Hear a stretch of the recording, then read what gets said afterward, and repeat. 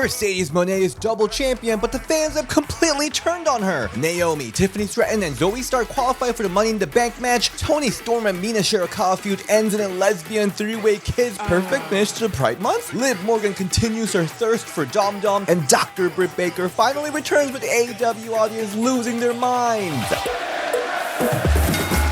Welcome if you're entering about this is DS and this is your Women's Wrestling Weekly. Hope you guys all had a great Pride weekend. I sure did. I was actually in both San Francisco and Chicago for Pride. That was kind of wild schedule for me. But wrestling really isn't taking break for gays. In fact, it's going 100 miles per hour. Honestly, I'm kind of half dead right now, so I'm going to do a shorter version of the review. But let's start with AEW and New Japan Pro Wrestling's Forbidden Door. But before that, make sure to watch our OG ECW TNA Trinity interview. I just published that. I'm doing my job meeting up with this underappreciated James from the past, so come on, go check it out right now. And the interviews with Terry Reynolds and Dawn Marie are coming, so don't freak out, guys. So AEW Forbidden Door, we had a whopping 4 women's matches, which is like dream come true for the women's wrestling fans. Turns out 2 of them were in pre-show, which is not great, but it is what it is. I'll take it. Because first match was this last-minute Stardom integration, which was awesome. Willow Nightingale and Tam Nakano versus Chris Statlander and Momo Watanabe. Obviously, kind of an appetizer to their big clash at the Owen Hart Cup tournament on this coming Dynamite, but I do love seeing Tam Nakano whenever I can on AEW. And this is a follow-up to Tom and Willow's Stardom match for the TBS Championship in May, so I really like that too. The match was pretty standard babyface versus heel match. Heels cutting the ring in half, and we had a very minimal Chris and Willow interaction, and at the end,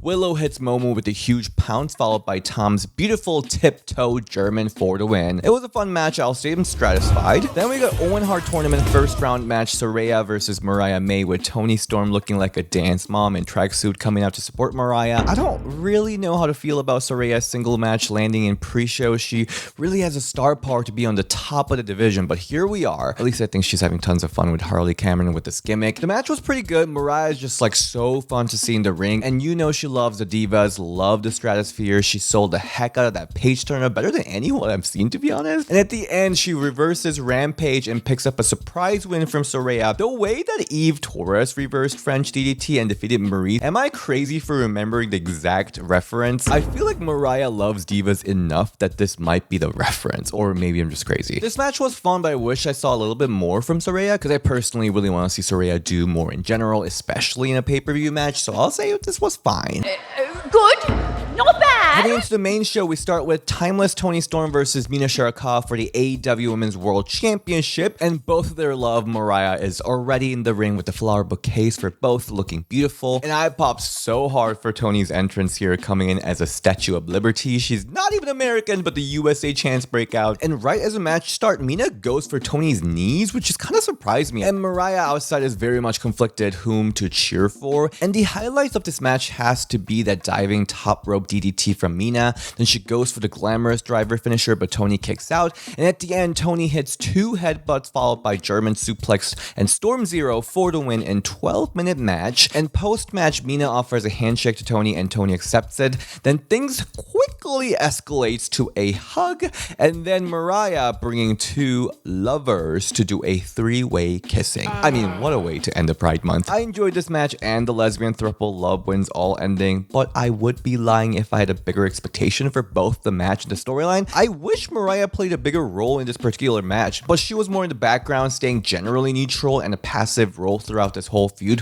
which I think is a bit of a missed opportunity, and the match I think could have gone like 2 to 3 minutes more. But again, both Mina and Toni have such entertaining characters that made this entertaining, and how can you complain about a 3-way kiss? I'm satisfied. Then we had TBS Championship and New Japan Pro Wrestling Strong Women's Championship, Mercedes Moné and Stephanie Vaquer, both championships on the line, and what a freaking match this was. First of all, Mercedes looked awesome with this her WrestleMania 37 inspired blue and green look, and she totally brought the action in this match. But I gotta tell you, the real star of this match was Stephanie Vaquer. Holy shit. I mean, I saw her wrestle like twice in person, but I didn't know she wrestled like this. And this match, I feel like, is the whole reason for Forbidden Door concept matches. Like, Stephanie brought the style that was so fresh for North American mainstream wrestling watchers like me. And of course, who better than Mercedes Moné to do it against? Mercedes is famous for adapting perfectly for everyone's different style of wrestling, from Joshi styles and Stardom to Ronda Rousey to here Stephanie's very unorthodox moves, from the cool pin to that body scissors, transitioning into submission move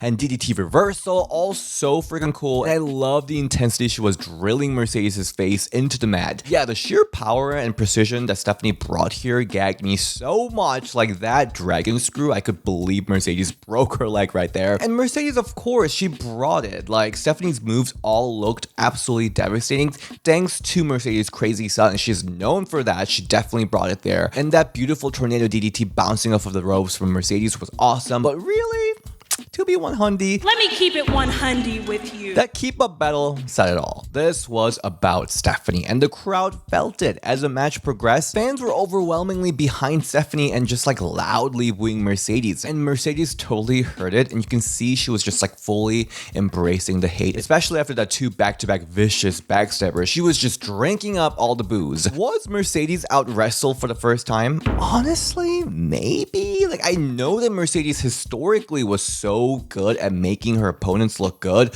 Again, that's her like specialty. But never do I remember Mercedes look like her opponent is showing her up. So again, I think this is a testament to Mercedes. She has that power to make her opponent look like a freaking star. And this match, because it was in this big stage, because it was against a freaking superstars like Mercedes and Moné, it's going to put Stephanie Vaquer on the map. So kudos for taking this opportunity and running with it, because yeah, she did lose after following the Moné Maker and Bank statement. Stephanie tapped out, making Mercedes 2 belts, the double champion. But again, in the grand scheme of things, there was no loser here. By the way, I loved how Mercedes, the first thing she did after winning the title is looking at her reflection to fix her hair. That is such a CEO behavior. Yeah, I really enjoyed this match. I'm very, very satisfied. I'm excited to see what Mercedes will do with these 2 titles. Obviously, she's using the AEW platform to wrestle wherever, whenever, and whoever she wants in this global stage. So I'm so excited for this run. And post-match, DMD Dr. Britt Baker returns with thunderous crowd reactions for a face-off with Mercedes.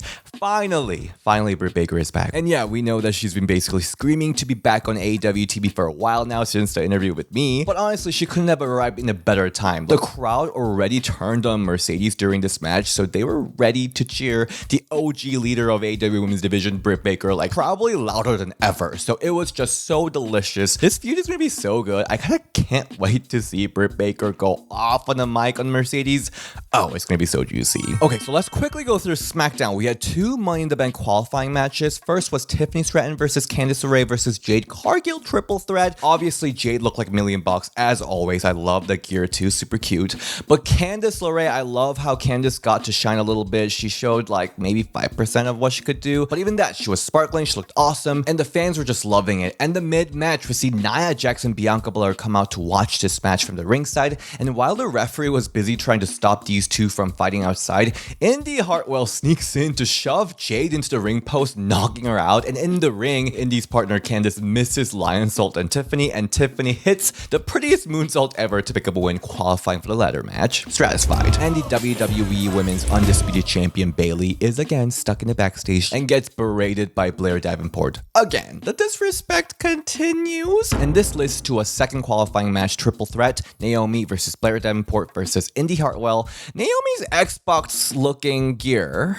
I know that fans are sending in these gear ideas and they're fun, but yeah, Naomi just really loves her fans, I see. So we start out this match with Blair and Indy teaming up to take out Naomi. But like not even a minute in, Blair breaks the alliance trying to pin Indy. And I was like, this kind of makes Blair look dumb. Like I thought she'd be a better strategist than this. Her double stomp to both Naomi and Indy were sick. And the match was really good with tons of amazing moves from everyone. At the end, Indy takes out both Blair and Naomi, shoving them into the stairs, barricade. But enraged Jade Cargill from previous match walks out and eye for an eye shoves Indy to the ring post too, giving Naomi the opportunity to hit full Nelson slam on Indy for the win, qualifying for the Money in the Bank match. Super action-packed triple threat match. Not the greatest SmackDown debut for Blair, and she looked kind of dumb for a second, but she looked lethal enough, and I think we might be going into Bayley versus Blair feud, so I think I'm fine with that. This match was great though, satisfied. And Raw had Women's World Championship, Liv Morgan versus Zelina Vega. I thought this match was going to take place in Money in the Bank, but maybe it was too predictable to be on PLE. Yeah, even the Raw crowd did not care about Zelina, fully knowing that she's not going to win,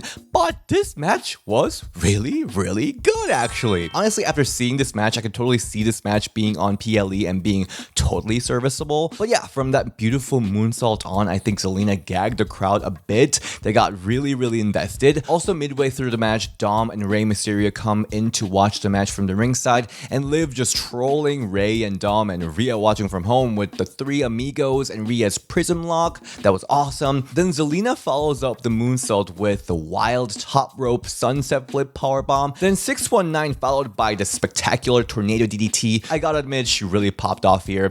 Then Dom slides in a steel chair for Zelina to use it while referee was clearly seeing the whole thing happening in front of her. Zelina then throws the chair at Dom, but using this distraction, Liv hits Oblivion on Zelina to retain the title. Then in a post-match interview with Kathy Kelly, she says she dedicates this win and all the win from now on to the most gorgeous man in WWE, Daddy Dominik. Again, this match was like criminally predictable, but Zelina and Liv, with the help of Rey and Dom from the outside, put on a really entertaining championship match. I'm very satisfied. And then Dom and Liv's situation gets a little bit more complicated later in the show, because during Dom's match against Rey Mysterio, Zelina knocks off Liv from the ring apron, which also knocks Dom off of top rope, crushing his little dom-doms, letting Rey pick up a win. But before this disaster, we did have another sexy moment of Dom falling on top of Liv, and Liv just like loving it, not letting Dom go. She's a total freak and a mess. There's a time and place for everything. But yeah, Liv just profusely apologizes to Dom at the end for the loss. Liv causing all these drama in Judgment Day on Dom's life, and her just being like a super messy person. It just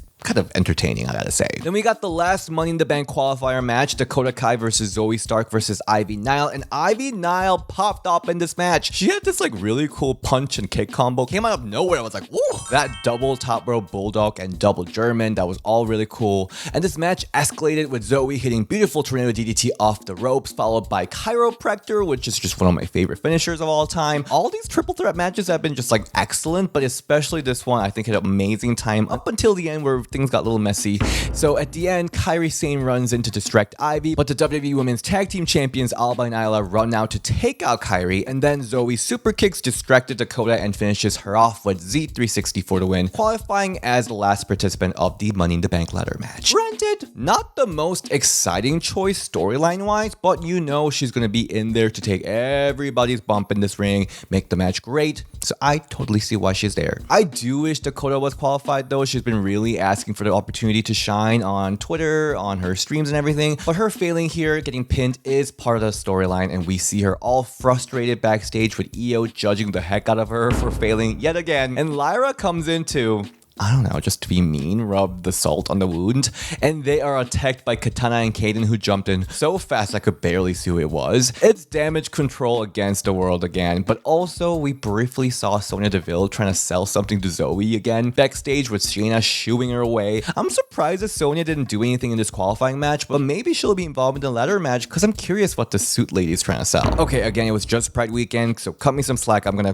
fly through the rest. So on NXT, we had Roxanne Perez versus Carmen Petrovich, with some really cool kick reversals leading to Roxanne hitting Carmen with pop rocks for the win, and post-match Roxanne tries to backfist Lola again, only for Lola to block it and spinning backfist her back. Lola then takes the championship and drops it off at Ava's office asking for a title match, so we'll be getting that match this weekend at Heat Wave. And Sol Ruca pretty easily defeats Ariana Grace, becoming the #1 contender for Kalani Jordan's NXT Women's North American Championship, also for Heat Wave this weekend. Outside of those, we see Easy calling Brinley Delulu, Stevie Turner feuding with Robert Stone for the GM's assistant spot, and Fallon Henley joining forces with JC Jane and Jasmine Nix for this bad girls club, it seems like. And on TNA, we made Ash by Elegance versus Jordan Grace for the Knockouts Championship official for Slammiversary. Masha Slamovich defeated Zaya Brookside following a distraction from Alicia Edwards, her tag partner, and Spitfire, Jody Threat, and Danny Luna are like being trained by Lars Fredriksson, and he says before they challenge for the Knockouts title again, they will need to face each other as a final test. All right, that is it for this week's Women's Wrestling Weekly. I am heading to Toronto this weekend. It's going to be fun. I already have some awesome interviews lined up. So put the questions in you have for Chelsea and Naomi. I'm so excited for these interviews. And yeah, it's going to be my first time in Toronto. So if you're around, say hi. I'm just so excited to have fun in Toronto. I heard the club scenes are kind of fun. And if you want to follow me online, you can find me at DSN on Instagram and Ring the Bell DS on Twitter. And I will see you next time. Bye.